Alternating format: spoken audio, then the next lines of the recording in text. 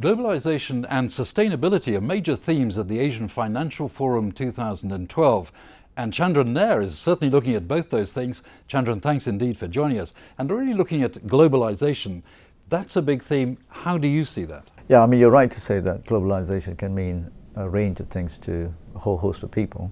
I mean, from us, our key interest is in what is termed the shift of economic power from the west to the east, and therefore how this part of the world responds to that shift, particularly with regard to what I call human progress and what it will look like in the next 50 years if we follow certain parts of development or reject other forms. So in rejecting consumerism, what is it you're really driving at? I think in simple terms, I think we are at a stage in human progress and development in the 21st century where this part of the world, which will be the most populated by 2050, 5 to 6 billion people, will have to reject the orthodoxy of the Western consumption-led economic model, which essentially thrives on underpricing resources and seeks to relentlessly promote consumption, even overconsumption, what I call buy one, get one free. But people in Asia also want those consumer goods. What do you have to say to them? Yeah, they will want all of those things, like most human beings want a whole host of things, but the reality will be, which is what I argue in my book, they can't have it. And the reality will be that unless policymakers come to terms and stop being in denial, that not everyone can have everything, and therefore what does equity look like for the majority, we will create a very bleak future. So I argue, for instance, that car ownership will not be a human right. We need more cars in Asian cities like I need a hole in my head. And really talking about your book, you address the question of consumptionomics. But what's really wrong with consumerism as such when people really want goods? Well, if you look at the population of Asia today, 3.5 billion people, the consuming classes are perhaps about 600, 700 million at the most. So the majority of people in this part of the world, not in the consuming classes, the majority of people in this part of the world actually don't have access to the most basic rights, which is the ability to consume, if I can call it that way, safe and secure food.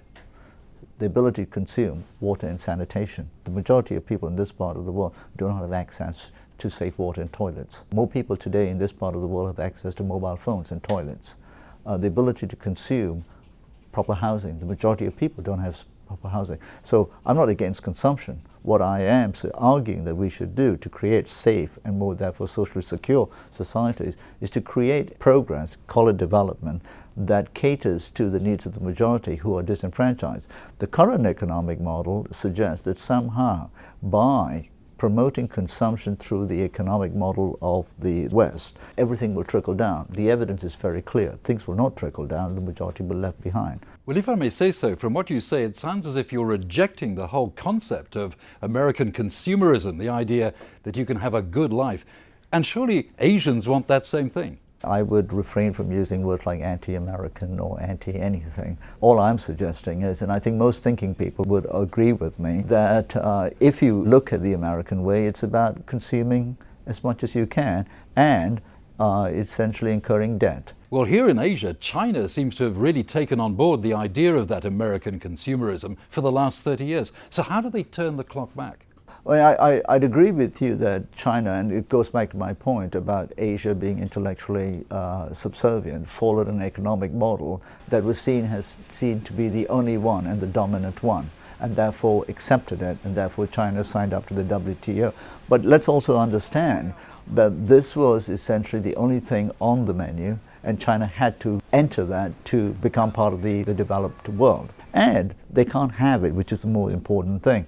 And therefore this will be the challenge in the political system in China, but also elsewhere in the world. Not every Chinese and Indian can have a car. This is absolutely not going to be possible. So they were going to have to take actions. Therefore, I argue in the book, political intervention will be critical. This is the antithesis of everything in the Western economic model, which refuses to acknowledge that you need political intervention in deciding what people can and can't have in terms of their levels of consumption. So Chandran, would I be right in saying that you're looking forward to moderating the forum and saying many of the things that you've said today? Absolutely. I mean, this is why one is, flattered to be invited to these sorts of forums. And, I'm delighted that even with my message, I'm being invited. Usually one feels like a bit of a pariah when talks about these things.